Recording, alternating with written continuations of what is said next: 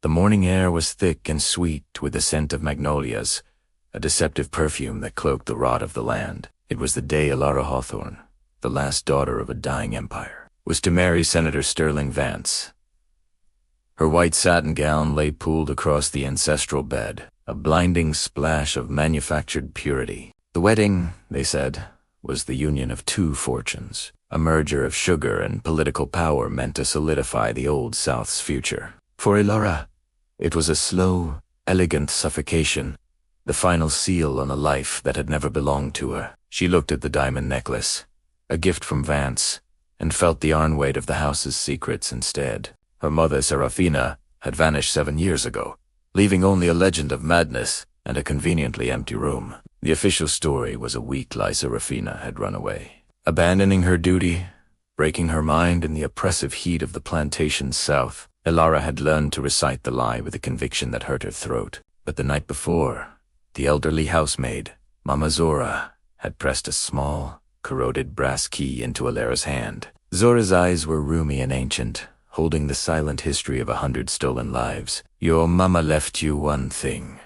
child," Zora had whispered, her voice barely a scrape of sound. "Find the iron below the ground." The key was cold and heavy in Elara's palm, a promise of truth that overshadowed the joyless day. Her father, Master Hawthorne, was already downstairs, barking orders, his voice a tremor of forced excitement. Elara knew the truth lay somewhere hidden beneath the polished veneer of the Grand Manor. She dismissed her own maids with curt authority, her heart beating a ragged rhythm against her ribs, and slipped out of her dressing room. The grand staircase loomed, a pristine stage waiting for her descent, but she turned toward the back hall instead, pulling the heavy velvet curtain aside. She needed the dark. The pantry was cool and smelled of nutmeg and dry spices, masking the earthen scent of what lay beneath. A small, almost invisible door was tucked behind shelves of forgotten silver platters. The brass key slid into the lock with a groan of disuse, announcing its own hidden purpose. The staircase down into the cellar was steep and crumbling, the stone steps slick with dampness and time. Elara held her breath, not from fear but from the terrifying proximity to her mother's silent scream. This wasn't just storage for wine. This was the foundational heart of the plantation's darkness, built on the suffering no one dared mention. The light filtering from the small window was insufficient, casting long, writhing shadows that seemed to dance with malicious awareness. She passed barrels of spoiled molasses, and racks of tools rusted into grotesque shapes. The air grew immediately heavier, thick with the metallic temps of old blood and confinement. She walked deeper, guided by an intuition that was both chilling and undeniable, until she reached the very center of the cellar floor. There, half buried beneath a layer of dust and coal, was a shallow, freshly dug depression. The soil here was different, darker, as if saturated by something ancient and sorrowful. She knelt, tearing away the top layer of dirt with trembling fingers, discarding the silk ribbons that had been meant for her hair. Her nails broke, the white tips filling with the black earth, a perverse wedding manicure that felt more honest than any pearl. Then her hand struck something hard and cold. It was iron. Not a tool, but a heavy, corroded length of chain, thicker than a wrist, one end anchored deep into the compacted dirt. She pulled, and the chain reluctantly surrendered, bringing with it a sickening, tearing sound from the ground. It was an appalling discovery, demanding immediate recognition. Attached to the chain was a single, rusted manacle, small enough for a woman's slender ankle, a cruel, undeniable relic of bondage. But etched deeply into the pitted iron, almost illegibly, was a single letter. Serafina. Her mother had never run away. She had been kept here. The realization struck her like a physical blow. Her mother had been shackled in the family basement, not as a runaway slave, but as the master's wife.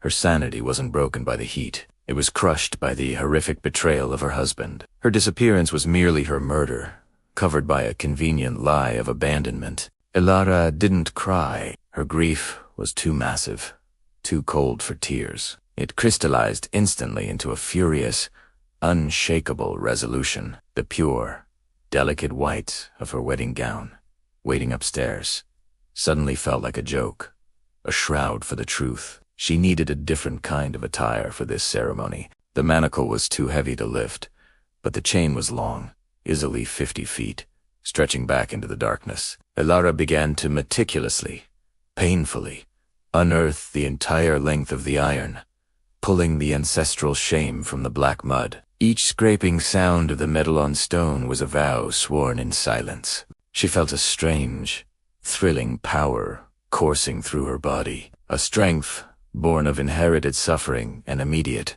moral clarity. She stripped the manacle from the chain's end and quickly secured it around her own left ankle, the iron cold against her skin where the silk stocking had parted. The lock had long since rusted open, making the attachment frighteningly simple. She wrapped the heavy, dull chain around her waist and shoulders, layering the dark, corroded iron over her thin chemise. The weight was immense, an anchor pulling her toward the unforgiving truth, replacing the ethereal lightness expected of a bride. She was no longer a lie. She was the physical manifestation of the lie. The clock upstairs chimed once, a clear, silvery announcement that the guests were arriving, and the preparations were nearing their final, fatal stage. Elara took one last breath of the musty cellar air, the scent of earth and rust filling her lungs like a vow. She was ready to ascend, but not as the bride her father expected. She climbed the stairs slowly, deliberately, the chain clanking with a dull, echoing resistance against the stone, a sound that should have been deafening but was swallowed by the house's deep silence. She relocked the pantry door, leaving the key in the mechanism.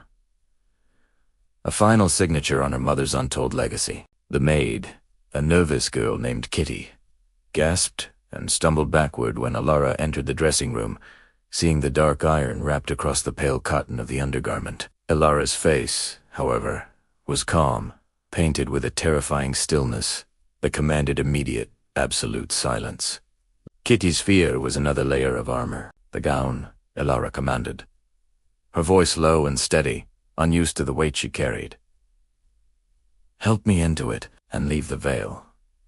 The heavy satin, lace, and pearls were draped over the chain, a fragile, opulent disguise for the terrible reality coiled beneath. The delicate dress suddenly felt immense, hiding the dark secret in its folds. The chain's weight was distributed across her entire body, a painful embrace that made movement an act of immense will. It was a tangible connection to her mother's final moments, a truth she was about to present to the society that had willfully ignored it. The diamond necklace from Vance remained untouched on the table. Her father appeared at the door, impeccably dressed, his face flushed with the pride of a man about to complete a highly profitable transaction. He did not look at her eyes, only at the magnificent gown and the promise of wealth it represented. "Time, Elara," he said, his voice clipped and impatient.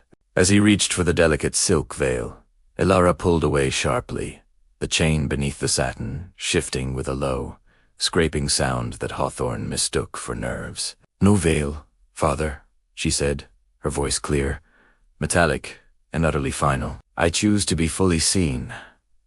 He frowned, muttered about female whims, and guided her towards the landing. The first few steps on the grand staircase were agonizing, the chain's every movement a struggle against the confining structure of the gown and her resolve. The silence was unnerving, broken only by the expectant murmur of hundreds of wealthy guests gathered below in the sun-drenched ballroom. Her father's hand was firm on her arm, propelling her forward, completely oblivious to the cold iron resting against her collarbone. He saw only the white fabric, the perfect posture, and the financial security stretching before him. He was blind to the darkness she carried. Then the orchestra struck the opening notes of the wedding march, a fanfare of false joy and societal approval that echoed through the columned halls. Elara descended into the light, a spectacular vision of lace and pure, uncompromising truth. The moment of commitment was here. Halfway down the staircase, the unbearable pressure of the chain forced a small,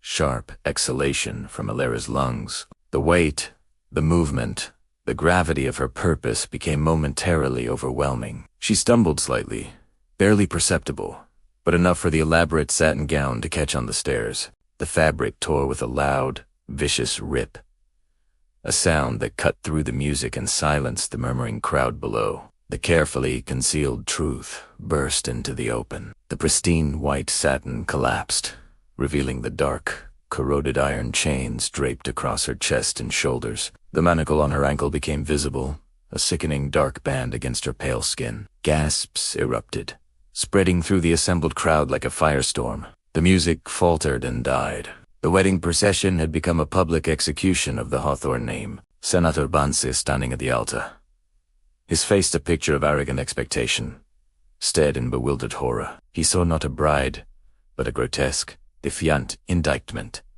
a horrifying vision of bondage, wearing the cloak of wealth. His political career was instantly visible, torn and exposed like the satin gown. Master Hawthorne, his face draining of all color, turned to his daughter, his eyes finally seeing the chain, finally comprehending the immense, public betrayal. His hand shot out to silence her, to grab the iron, to bury the truth once more. Elara met his gaze, her eyes holding the cold, deep fury of 7 years of unwept sorrow, her mother's silent memory raging in her stare. She didn't speak a word. She simply raised her cuffed hand and let the last length of the chain slip from the folds of the torn dress. The massive iron length fell to the polished wooden floor, landing with a deafening, final clang. The sound echoed through the silent ballroom, a violent, terrible punctuation mark on the history of the house. It was the sound of a debt coming due. It was the sound of the wedding ceremony officially ending, replaced instantly by the chaos of a society realizing its most sacred rules had been broken, not by passion, but by cold, calculated, historical fact. The silence was shredded by the screams of the horrified guests. In the ensuing pandemonium, Elara stood unmoving in her ruined white gown and dark chains, the living monument to Seraphine's lost life. She had traded her purity for truth, her veil for the permanent, unshakable record of her family's crime. Her moral victory was complete, though her life was now forfeit.